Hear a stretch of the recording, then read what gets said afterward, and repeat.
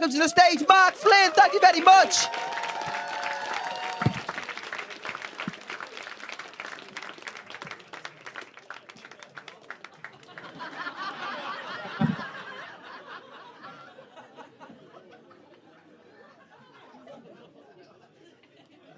So, bring the energy right back down.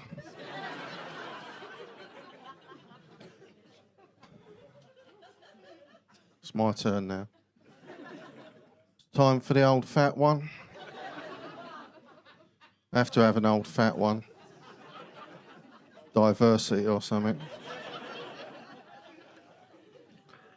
As you can see, I've come dressed as the geezer that none of you want to sit next to on the bus.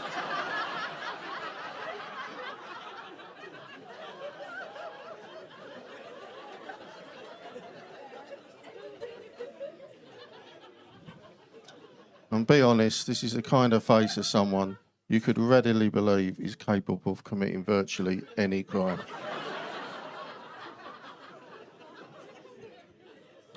I know that because of that programme, Crime Watch. Thank fuck that finished.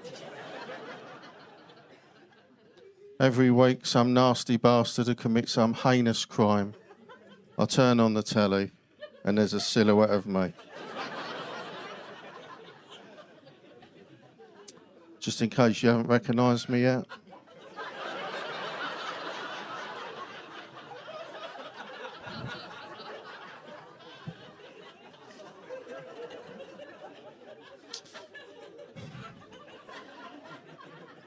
I couldn't leave the house. I was isolating before it became fashionable. Got so bad one week, even my mum phoned in. And she was tipped off by my kids. They said, "Dad, don't be so selfish, there's a reward." There was. I paid for a lovely holiday while I was in prison. Now, I said I look like someone you could easily believe is capable of committing any crime. I can think of one crime I don't think I look like I'm capable of committing, and that's insider trading. Dressed head to toe in Sports Direct. Unless, of course, it was racially aggravated. Insider trading, and then I'm back in the frame. I know that because of racists. They fucking love me. They're like flies round shit. I could infiltrate the EDL in 10 seconds flat. To a Brexit, I look like Brexit on two legs, don't I? To a racist. Now, I do know that, not everyone that voted for Brexit is a racist. I think you'll all agree that all the racists that voted for Brexit look like this. And that's just the women.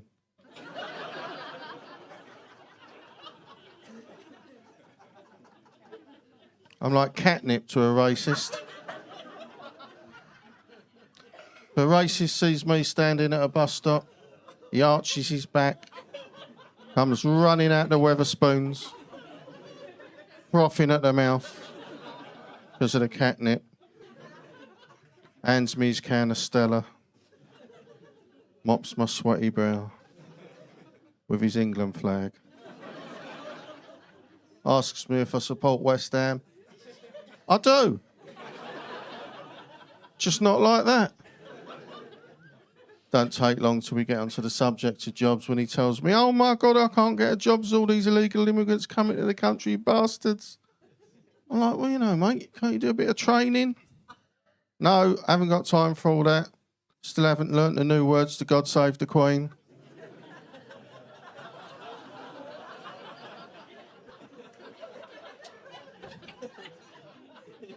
She's a he, him now.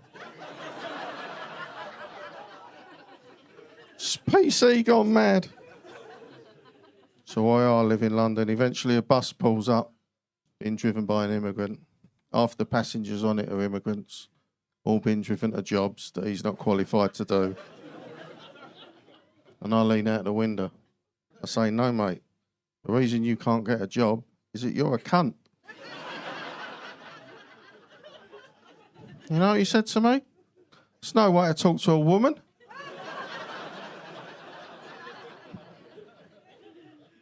So, I'm divorced, obviously. This time I never said it was my looks, so bit rude. Was in fact everything else. And my looks. People always surprised when they saw me with my wife. Just surprised. Often thought she was my carer, because that's what she told them. We had an arranged marriage, thought that'd be for the best, otherwise the guests wouldn't know when to show up. Congratulations! That is the correct amount of laughter for that shit joke. It didn't take long to having terrible trouble in the bedroom department, desperate for someone to help us. Never enough staff in IKEA. Eventually we found someone. They took me into trying out a memory foam mattress right there in the shop. I got off of it. I said, is it supposed to go like that? She went, yeah, you fat bastard. What shape are you expecting it to remember? Well, for that price, I was hoping something a little more flattering. Would you say that looks like me? She went, that looks like one of those giant Galapagos tortoises has fallen backwards from a very great height. What, you think I look like that? She went, yeah, mate, you're right. Look at the size of its tail. I said, I'm not having that. No one talks to me like that and going to get the manager. To be fair, he come over, he's quite apologetic. He said, I'm sorry, mate, you'll have to sort it out. She's your wife. They could always tell in our house when my wife had decided we were having sex that evening. Start round about lunchtime. She had her own special way of getting in the mood. She'd spend an hour shouting and screaming about my tiny cock. To the kids. They don't want to hear that, do they? She was the worst dinner lady in that school.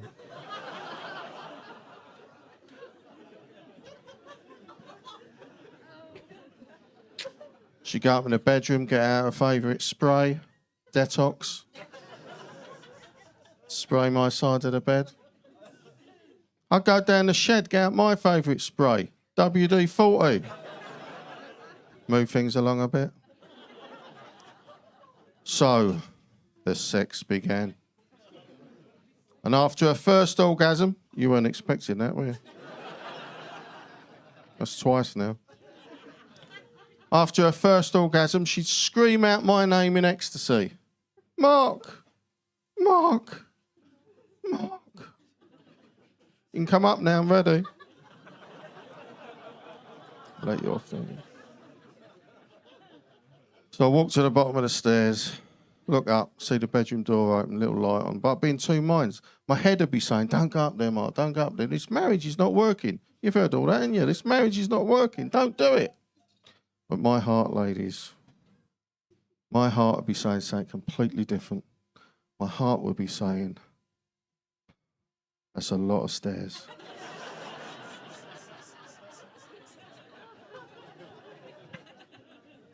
You see, I like to stay close to the fridge at all times. Come on, lads, we all like to have sex, something to eat after the sex, don't we? Even if we weren't strictly speaking there for the sex. I mean, to be honest with you, I like to have something to eat after doing anything, really. Sometimes I even like to have something to eat after having something to eat.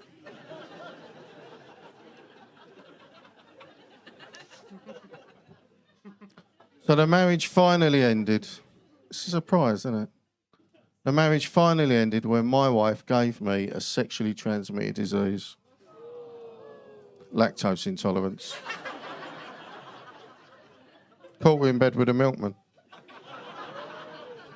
I can't even look at a yoghurt now. So I'll be honest with you. This has been a lot of standing. and then there was the walking. If I'd known it was going to be like the Olympics, I'd have stayed in London. Anyway, that's been my time. Thanks for listening.